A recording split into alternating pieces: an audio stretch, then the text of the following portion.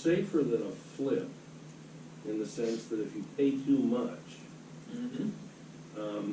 but you can hold on until rent's raised. That's a great one. You can That's a work great your. one.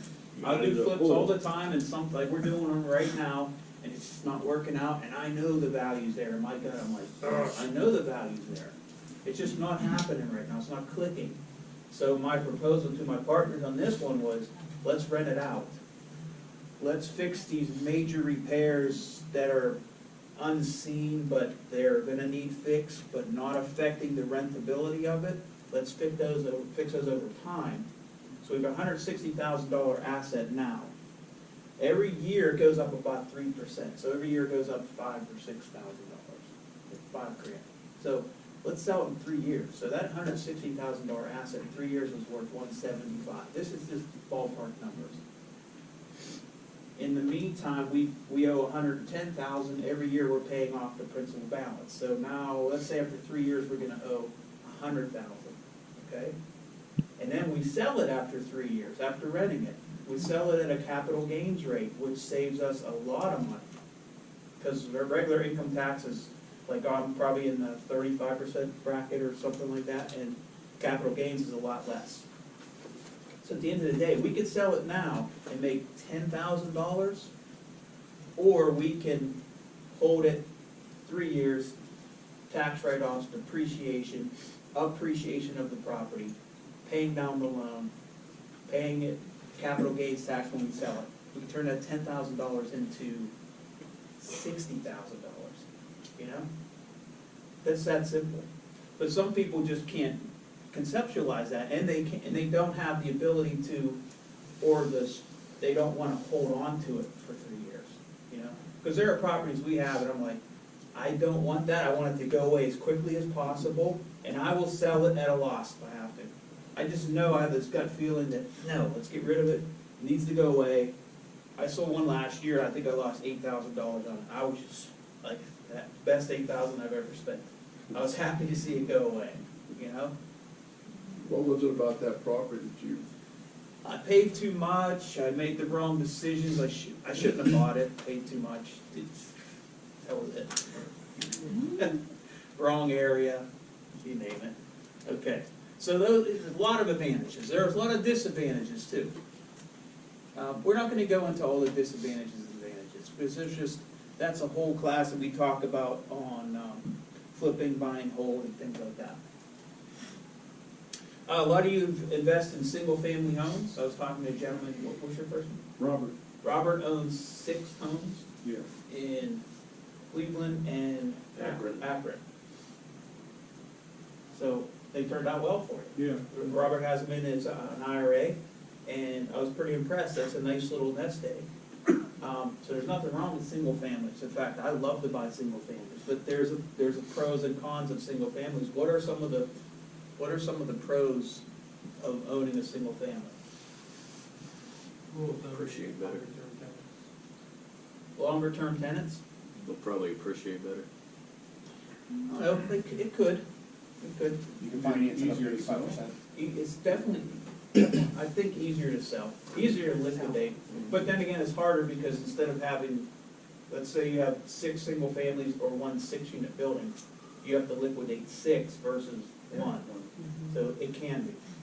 Lower risk. Yeah, it could definitely lower risk if you don't go and buy like 10 at a clip. Yeah. They pay all the utilities. Yep, all utilities. What are some of the downsides? What are some of the cons of single family? You don't have a tenant, you're paying, Yeah, between yeah, if you own tenants, right? one and you have one tenant who's not paying, you're at like 0% occupancy. That's not good. What else? Limited income. Limited income? Yeah, absolutely. So if you have a duplex, 3-unit, or 4-unit, and you have 1 vacancy, you're vacant.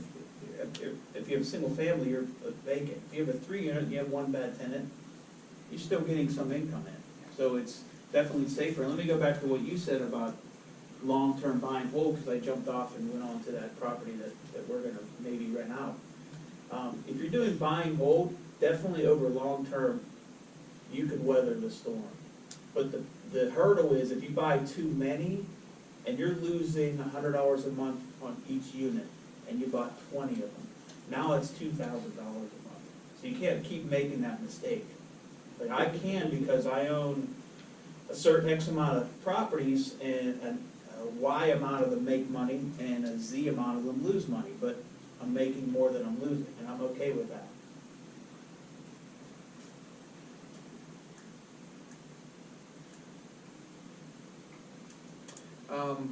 The vacant land is not something I would suggest is a good investment unless you really have the patience for it and you have money that you can tie up, you know? Because vacant land, it's not ever bringing in any revenue, unless you're renting out to farm or, you know, something like that. It's not bringing in any revenue. But the returns can be huge. But that's like, for me, I don't buy vacant land, it's so expensive, ties up all your money, I don't have that kind of money to tie up. Wholesaling, who does wholesaling in here? No wholesalers today? One? That's it?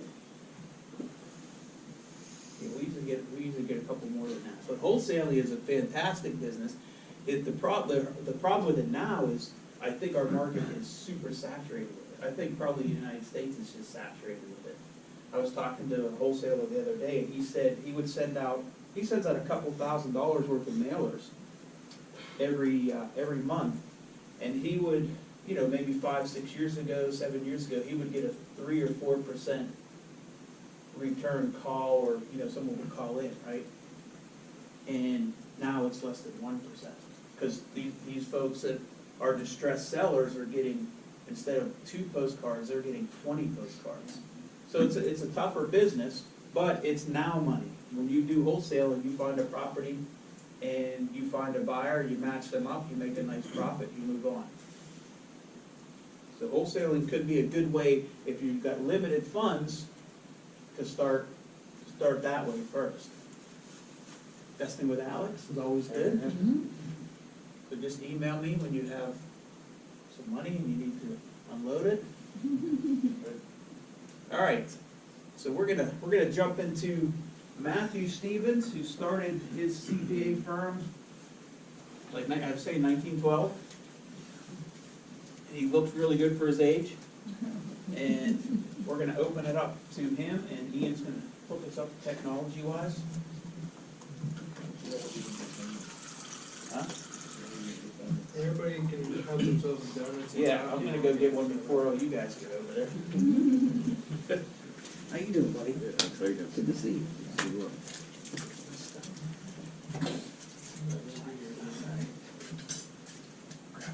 Yes.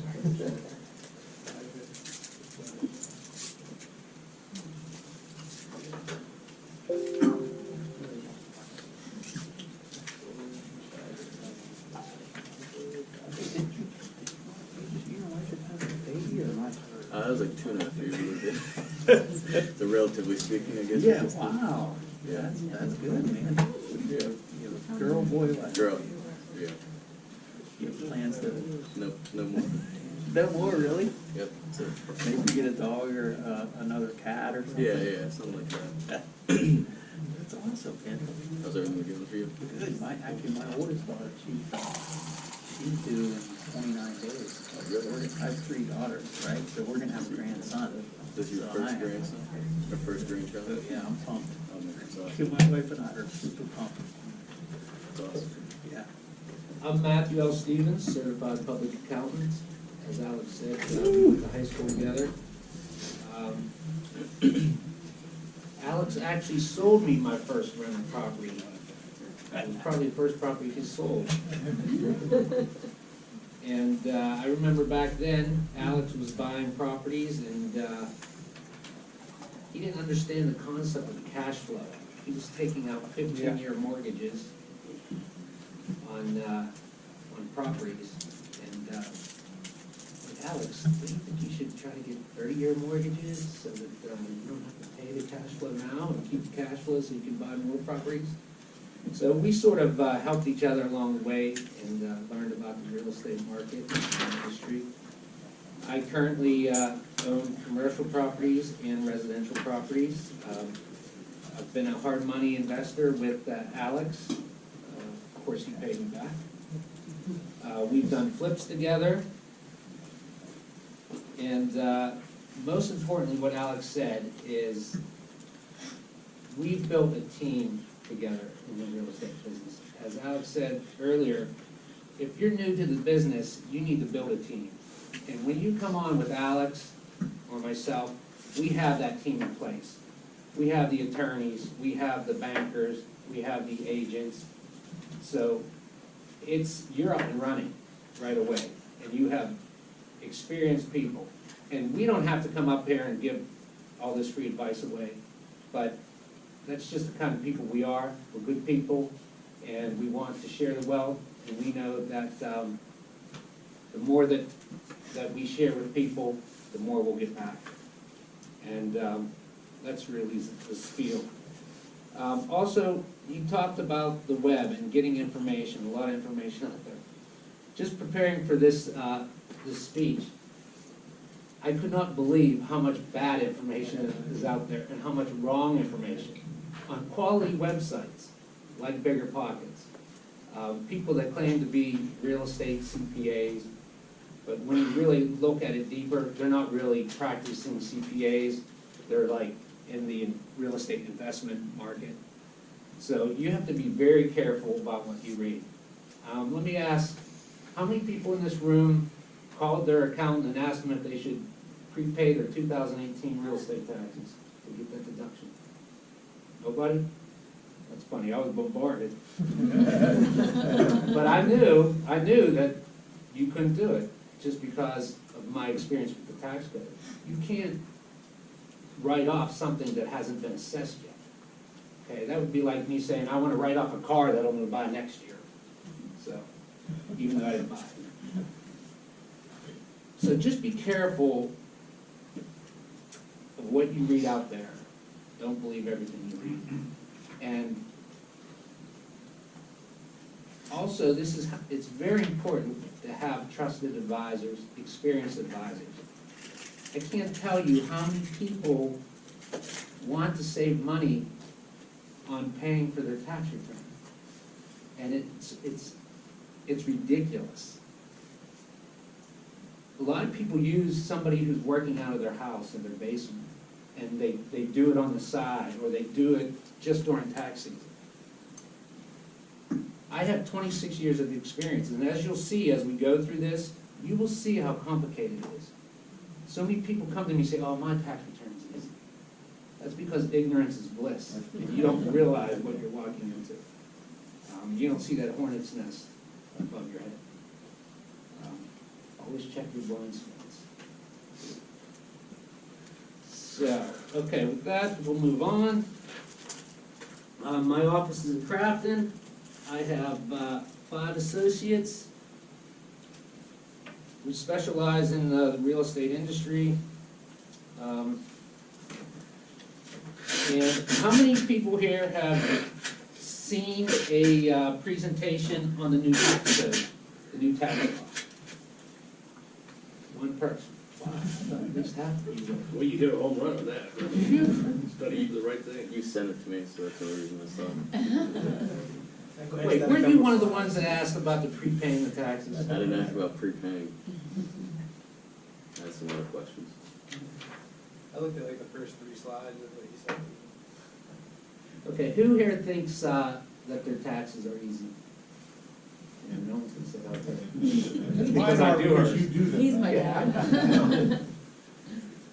Okay, did anyone hear that the new tax code was supposed to simplify? Oh, yeah. Right. They started out saying that. Let me tell you, it didn't simplify it. I've been doing this for 26 years, and I thought I was done with new tax codes. This is like starting all over again. I have to learn a whole new set of tax laws. And when you ask why your tax return costs so much, that's why. I'm required to do 80 hours of continuing education every 2 years to stay certified.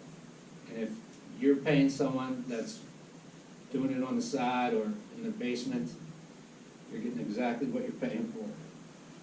And could lead to trouble. I can't tell you how many times someone comes to me after they're being audited, and I said, well, who prepared your taxes? And someone in the garage, and as soon as they saw I was getting audited, they disappeared, or I can't represent you. So, just be careful about that. Another good example is what Alex said, just issuing 1099, something that easy, you would think that would be simple. But just because he didn't follow the rules, he got hit with a $25,000 penalty, 2 years in a row. And then I have people that want to do their own payroll. They think it's easy.